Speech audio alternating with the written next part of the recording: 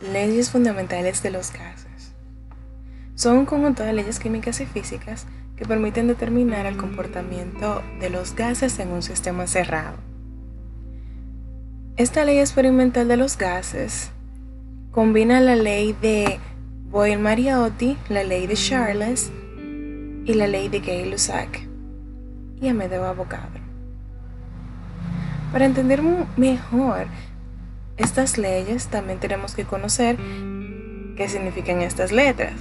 La letra P significa presión, la cantidad de fuerza ejercida aplicada sobre una superficie. La B es el volumen, es el espacio ocupado por una cierta cantidad de masa y se expresa en litros. La T es la temperatura absoluta, es la medida de la agitación interna de las partículas de gas y se expresa en unidades Kelvin, K. La K es una constante que dependerá de la cantidad de gas considerado. Y tenemos también la definición de los moles, que es la cantidad de masa del gas. Esta se representa con la letra N y sus unidades son moles. Bien, ahora que tenemos todo esto claro, puedo explicarle la ley de Charles, descubierta en 1877, que establece que el volumen y la temperatura absoluta son directamente proporcionales cuando la presión es constante. Es decir, que Jacques Charles dice que para una cierta cantidad de gas a una presión constante, al aumentar la temperatura, el volumen del gas aumenta y al disminuir la temperatura, el volumen de gas disminuye.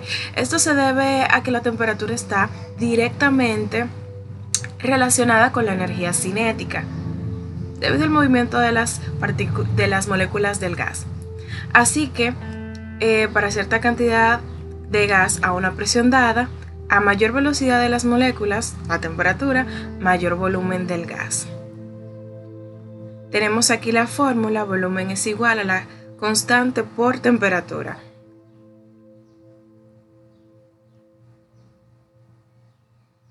También eso da paso a que la velocidad inicial entre la temperatura inicial es igual a la velocidad final entre la temperatura final.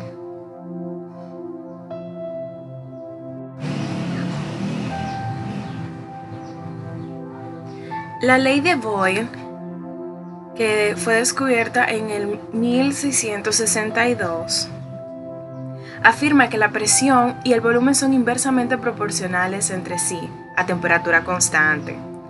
La presión ejercida por una fuerza química es inversamente proporcional a la masa gaseosa, siempre y cuando su temperatura se mantenga constante. Si el volumen aumenta, la presión disminuye, y si el volumen disminuye, la presión aumenta. Entonces, tenemos aquí que la presión inicial por el volumen final es igual a la presión final por el volumen final.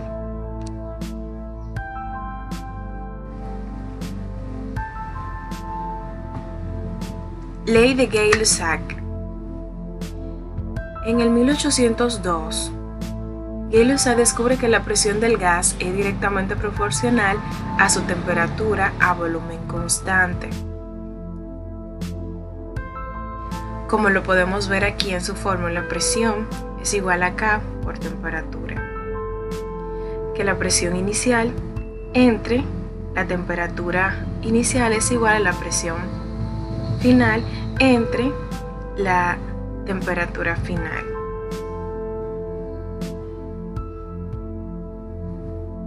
La relación entre el producto presión-volumen y la temperatura de un sistema permanece constante. Como mencioné anteriormente, si la temperatura aumenta, la presión aumenta. Si la temperatura disminuye, la presión disminuye. Ley de Amedeo-Avogadro. Él descubre en 1811 que a presión y temperatura constante, la misma cantidad de gas tiene el mismo volumen, independientemente del elemento químico que lo forme. Tenemos que volumen inicial entre cantidad de partículas de gas representado por la N es igual a volumen final entre la cantidad de partículas de gas final. Esto lo podemos ver en un ejemplo, que si aumenta la cantidad de gas, aumenta el volumen, y si disminuye la cantidad de gas, disminuye el volumen. Por ejemplo, cuando inflamos un globo, a medida que el globo se va inflando, entran más moléculas de dióxido de carbono y el volumen va aumentando.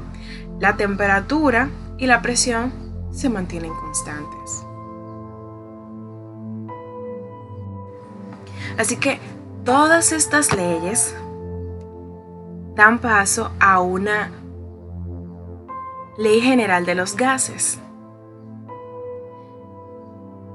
representada en esta fórmula. Presión inicial por volumen inicial entre temperatura inicial es igual a presión final por volumen final entre temperatura final.